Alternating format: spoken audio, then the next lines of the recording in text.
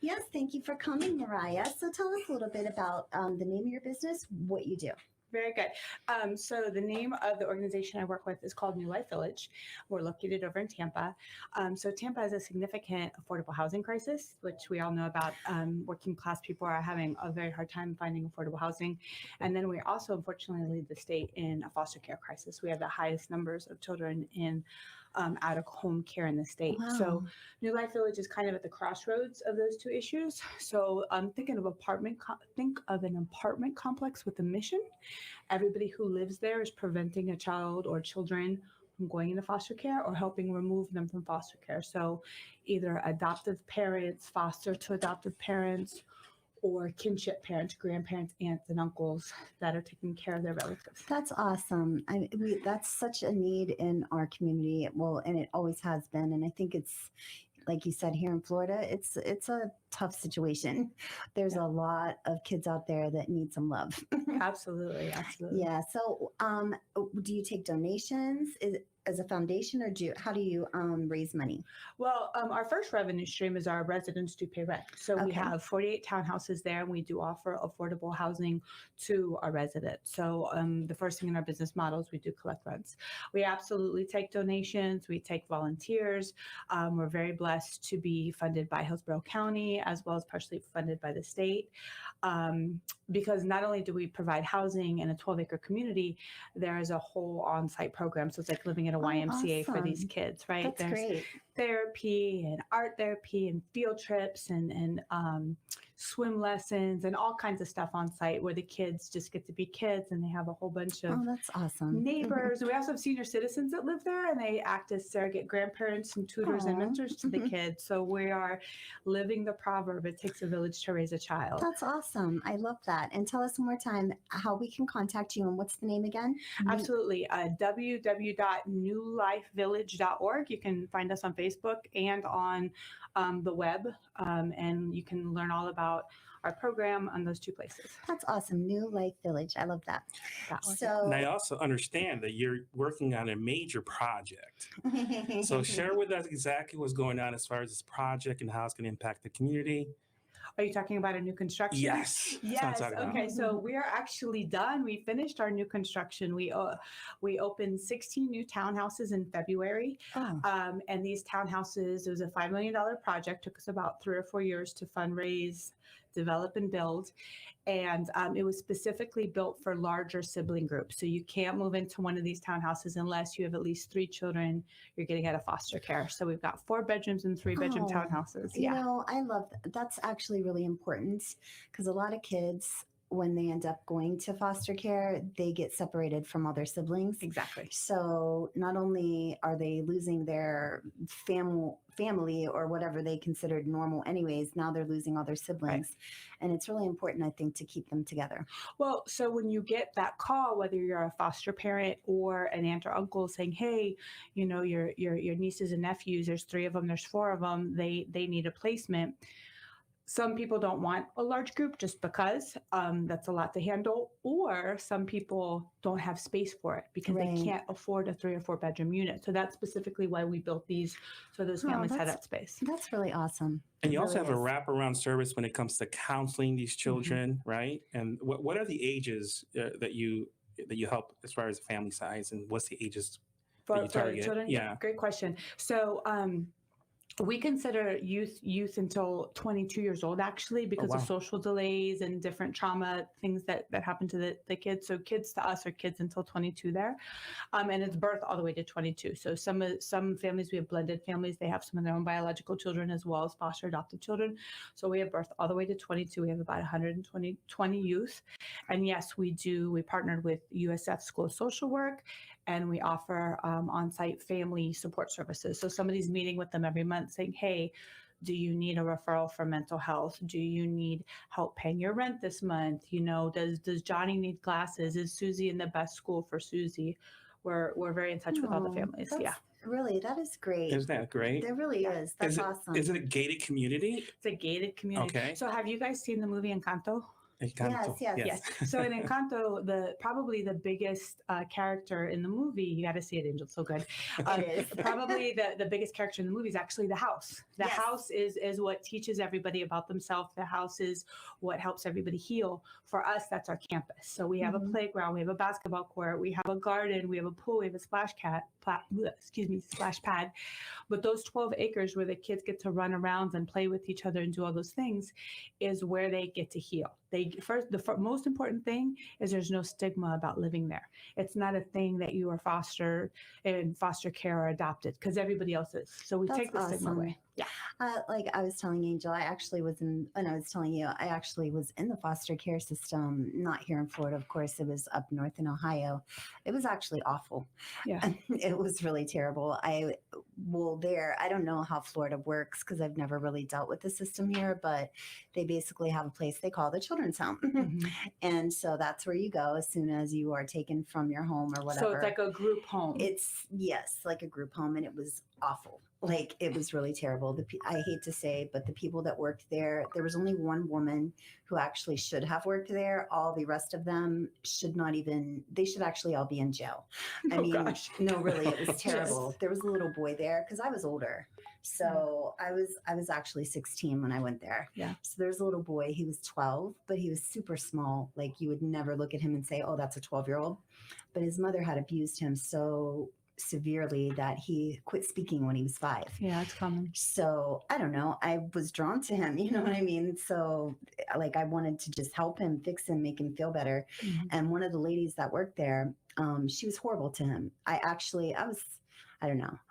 I was very, I guess I was feisty. Mhm. But anyways, I ended up calling the state like several times To get him out. and yes, because it was ridiculous. Yeah. Like, he wet the bed like every single night, and she would humiliate him, Oh, like, and gosh. parade him down the hallway, yelling at him, and it was just awful. Yeah. So I used to get in trouble actually there all the time because I was not supposed to fraternize with the boys, and he's 12. He looks like a 5-year-old. Yeah, You know what I yeah. mean? So yeah, I was kind of defiant back then. But yes, I called anybody that would listen to me because it was awful circumstances. They were like, oh, but you guys go here. And it's like, we go nowhere. They might say that we go these places, but no. So first of all, I'm so sorry. I mean, your experience, thank you. unfortunately, is not uncommon. Foster care is tough for a lot of kids, and then they get stuck and they stay in there a long time, Yeah. and it's a while before they're reunified, if they're reunified, or a lot of times they can't be reunified with their parents, and then they have Yeah. to be adopted. And so our mission is to help them get to permanency, to assist them to get to that adoption, so they know who and where home is. But kind of doubling back to your story, some good news there. There's been federal legislation, it's actually 3 years old now, and that legislation is called the Families First Protection Act. They actually defunded group homes, so there's not a big emphasis. What you experience is called a group home, Mhm. and it's hard. There's just a bunch of kids and staff. It's not the best environment. They're needed, but there are very few of them. So the good news is they're moving away from that model, That's good. so that the kids can get more one-on-one. Well, I know, and things have changed obviously since I was actually there, but there was a girl that was there. She was 14 and she lived there her entire life. I mean, yeah, she was placed in foster homes off and on and then always brought back. The way Florida's law worked at that time was and it was super hard to take parental rights away, like Mhm. so hard. So her mother actually lived like 4 blocks away from the children's home, Oh, and she gosh. never ever saw her, but she would not give up her rights for her to be adopted. Yeah. So the law that they had in Ohio at the time was you were only allowed to be placed in a foster home for 12 months. Once that 12 months was over, you had to leave, regardless of whether they wanted to keep you or if it was a great place. Yeah. So she experienced that like her entire life. Yeah. And she was 14, and like, it was just so sad. But what you're talking about, I believe it was a Bill Clinton era law that said Mhm. children they can only be in foster care for a year, Yeah. and then they have to go back to their parents. Well, the problem is the most common reason children go into foster care is the parents have a substance abuse issue, Yes. which then leads to neglect, right? Or the parents are physically abusive with each other, Right. which is also a reason. Usually those problems are not fixed in a year.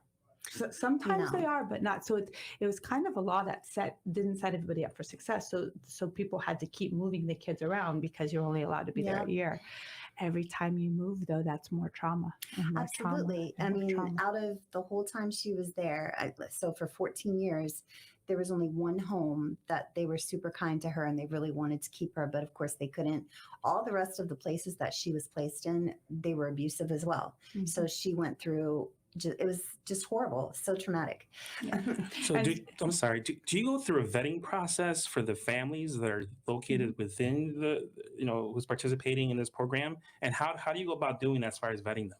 well, the first thing we do is make sure that you are, in fact, adopting or bringing a child to permanency in some way, because exactly what you're experiencing, we want to bring that to an end for children. We want them to know who and where home is, right? That's So they don't have to awesome. keep bouncing around.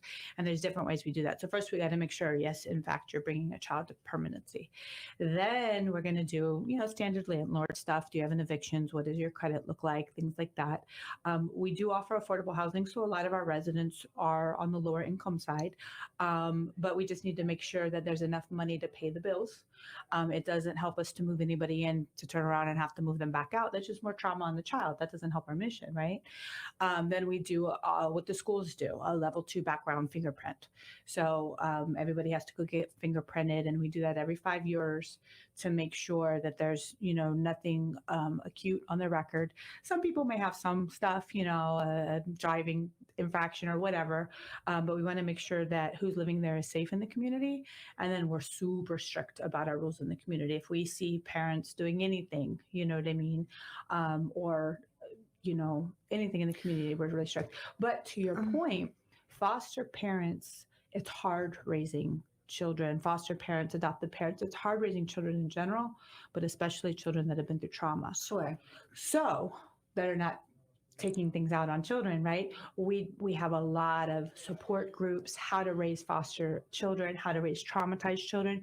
And then even more than that, we realized a couple years ago that most of the people in the community, the adults, just because they turn 18, they had all experienced trauma too. Right. So we have lots of resources for the adults to address their own trauma, which helps them raise the children that have been through trauma. That's why I think what you do is so amazing, because you're not just saying, okay, here we're placing these kids there, and then you're not walking away.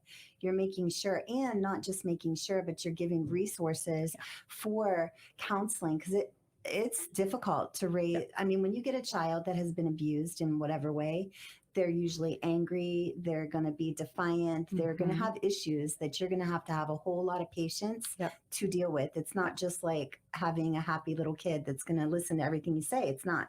Yep. So when you take that burden on, you have to really know what you're getting into. You have to stand by them. But what is awesome is you're not just saying, oh, this is, you need to do this, but we're giving you the tools to do it with. That's and what's so awesome. Follow up. Yep. And then we have a lot of community partners. So Angel, what's the organization that you work with again, and what's their mission? Well, I work at Tampa Bay Neighborhood Housing Services, and we provide, basically to help people become mortgage ready, address any credit issues, so financial literacy. Once they're done doing that, if at that point they have the ability to get down payment assistance, so we can set that up for them in respects if they want to live in Clearwater. So the city of Clearwater, we do the down payments for them. At least we're one of the organizations that do that for them. But we're also associated with Tampa or Pasco County. So wherever you want to move to, we can always get you connected to those resources to buy your first home.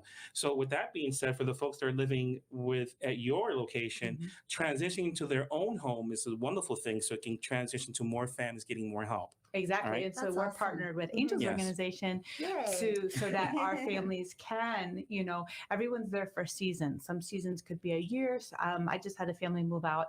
She was there for 10 years and she did move out to buy a home. So that's what we call a true win, is when they have used the resources, they've stabilized, they feel like they've gotten what they've needed, and then they've completed the home ownership program and are able to move out to own a home, because we can't offer them home ownership or a rental community, but that's a level of permanency, that Right. that really gives stability to that family. Yes. So we're partnered with other organizations. awesome. Yeah. So again, how can someone contact you if they would like to make a donation, guys? Absolutely. We are, again, newlifevillage.org on the web, and you can donate right there on the website. And then we also love Facebook followers because we post all the pictures of all the Oh, fun things that's we're doing with the great. kids. So if you look up New Life Village on Facebook, you can see all the fun activities. Like we had Compassion Heroes there yesterday, teaching the kids about animals. We got a field trip tomorrow. We're busy having all kinds That's of fun. awesome. That sounds like a wonderful place. And you can also, if you're in need or if you're looking for these type of services, we also have them listed in Our Community First. It's a resource directory for the community. So if you're looking for these type of services, they're also on our website, and their social media platform is also linked to their site. So it's another way to get in contact with them. And as a matter of fact, I'm going to be posting this interview on our website as well. So this would be, That's looping. awesome. So tell us, Angel. So guys, Angel is like the resource center. So if you actually So walking resource center. really, if you need or you just have a question, a lot of people, they just don't even know which way to turn. They don't even know what they need, Right. Let's say you're having a difficult time, making your rent or finding a job or whatever your life situation is. Honestly, that's what Angels, Our Community First does, is they help you. They put you in contact with, he deals with, hundreds of nonprofits in Hillsborough, Pasco, Pinellas, all in our area, that he is able to direct you where you need to go for help. Because some people, they just don't know. I see all the time, like on, the Nextdoor app and things like that, where people are struggling and they're like, oh my gosh, like I can't pay my electric bill, or I can't pay my water bill, or I have to move and I don't know where to go. Like that is where Angel, Our Community First, can come in and help, and they can direct you where you need to go to get help. Mm-hmm. So when are you going to run for office? Right? Seriously. Well, I think I have a calling. My calling is to help the community first. That's why Again, when are you going to run for office?